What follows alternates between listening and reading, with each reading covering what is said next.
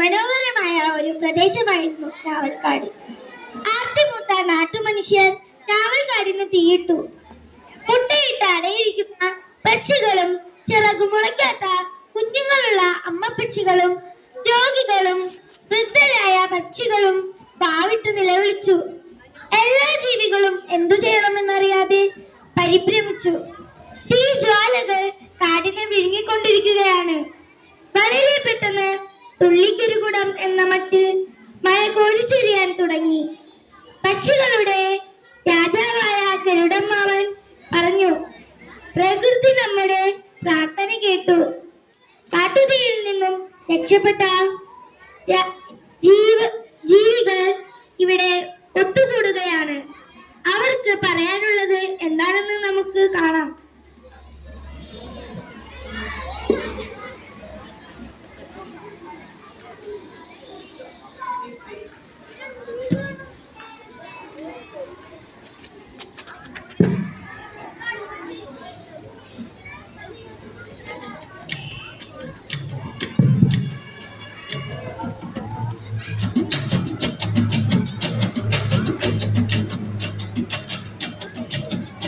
ഇന്ന് നമ്മൾ ഇവിടെ ഒത്തുകൂടിയിരിക്കുന്നത് എന്തിനാണെന്ന് എല്ലാവർക്കും അറിയാമല്ലോ.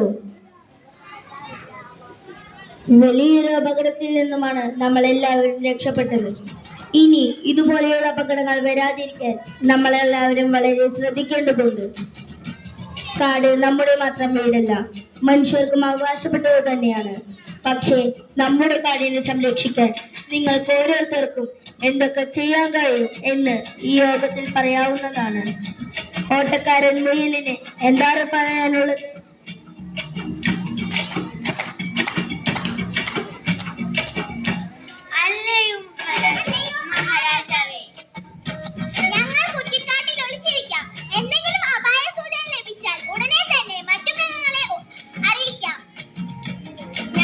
ചെറിയവരായതിനാൽ മനുഷ്യരുടെ കണ്ണിൽപ്പെടാതെ എല്ലാവരെയും വിവരം അറിയിക്കാൻ ഞങ്ങൾക്ക് കഴിയും.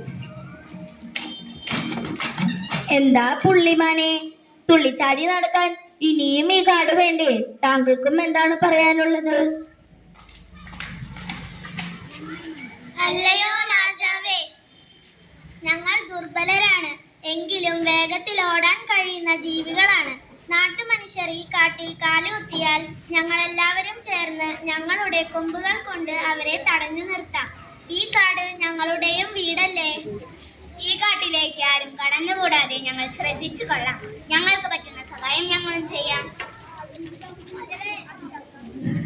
കാടിന്റെ ധീരനായ ആനച്ചാരെ, താങ്കൾക്കും എന്താണ് പറയാനുള്ളത്? അല്ലയോ മഹാരാജാവേ, ഞങ്ങൾക്കരയിലെ ഏറ്റവും തന്നെ വലിയ ജീവികളാണല്ലോ. ഞാനും എന്റെ കൂട്ടുകാരും കാടിന് ചുറ്റും നിൽക്കാം.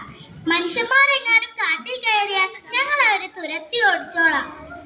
ഞങ്ങളുടെ ശക്തിയെ ചെറുക്കാൻ ധൈര്യമുള്ള മനുഷ്യർ ഉണ്ടാകില്ല.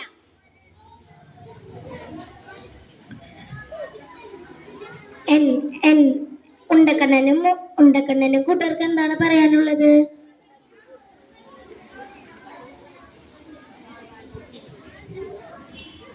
അല്ലയോ രാജാവേ, ഈ കാടിന് ആപത്ത് സംഭവിക്കുന്നത് എനിക്ക് ചിന്തിക്കാൻ കൂടി വയ്യ. ഞങ്ങൾക്ക് രാത്രിയിൽ കണ്ണു കാണുന്നതിനാൽ ഞങ്ങൾ രാത്രിയിൽ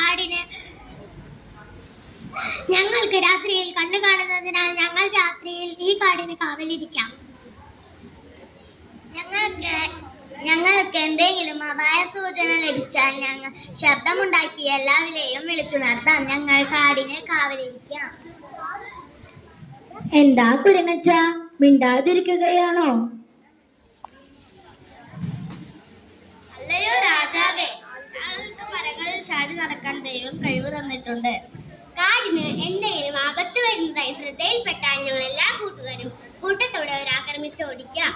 ഞങ്ങളുടെ സഹായത്തോടെ വലിയ യുദ്ധങ്ങൾ പോലും ജയിച്ചിട്ടുള്ളത് എനിക്കറിയാമല്ലോ.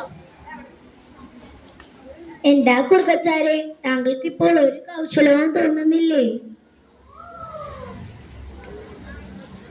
അല്ലയോ മഹാരാജാവേ, ഈ കാട് ഞങ്ങൾക്കും കൂടി അവകാശപ്പെട്ടതാണ്. അതുകൊണ്ട് മനുഷ്യർ ഇവിടെ കാലുകുത്തിയാൽ അപ്പോൾ തന്നെ ഞങ്ങൾ കൂട്ടത്തോടെ ഓരിയിട്ട് എല്ലാവരും ഞങ്ങൾ സൂത്രശാലികൾ പല സൂത്രങ്ങളും പ്രയോഗിച്ച് മനുഷ്യരെ കാട്ടിൽ നിന്ന് ഓടിപ്പിച്ചോളാം പക്ഷികളിലെ രാജാവായ ഗരുഡമാവ, താങ്കൾക്കും എന്താണ് പറയാനുള്ളത്? അലിയ മഹാരാജാവേ, ഇനി ഒരിക്കലും ഒരു മനുഷ്യന് പോലും ഈ കാട്ടിൽ വരാൻ പാടില്ല. അഥവാ അവർ വീണ്ടും കാട് നശിപ്പിക്കാൻ കാട്ടിൽ വന്നാൽ എന്റെ പക്ഷി സംഘങ്ങൾ അവരെ ആക്രമിച്ചോളും. പിന്നെ കാട് നശിപ്പിക്കാനുള്ള ചിന്ത പോലും അവർ ചിന്തിക്കുകയും പോലുമില്ല. വനം നിരവധി ജീവജാലങ്ങളുടെ വീടാണ്. പ്രകൃതി നൽകിയ ഒരു വിലയേറിയ വിഭവമാണിത്. ഭൂമിയുടെ ശ്വാസകോശമാണ് വനം. ഈ വനത്തെ സംരക്ഷിക്കേണ്ട ചുമതല നമുക്ക് ഓരോരുത്തർക്കുമുണ്ട്. നമ്മുടെ കാടിനെ സംരക്ഷിക്കാൻ നമുക്കെല്ലാവർക്കും